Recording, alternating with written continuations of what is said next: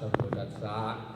นะโมตัสสะภะคะวะโตอะระหะโตสัมมาสัมพุทธัสสะ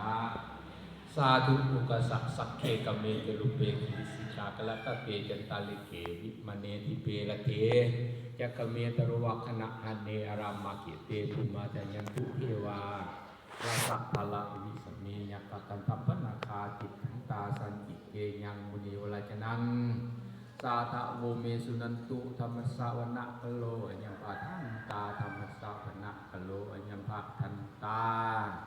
ธรรมสาวนะกโลอัญญปะทันตาสาธุอุปสะดุลาเทพเทวาทั้งหลายที่สถิตอยู่เทิงสวรรค์ส้นฟ้ากับพุ่มมาเทวดาเจ้าทั้งหลายที่สถิตอยู่เทิงวิมานแห่งหนอดภูเขาผ่านแผ่กันดอดก็ดีที่ไอนาและวัดวาสถานที่นี้ดีและขออัญเชิญภูมิยคัคทัพพนาคาและนามทั้งหลายที่สถิตที่นาและสงบกฎบ่อเรื่องของแห่งที่นี้ก็ดีก็ถึงให้โมทนา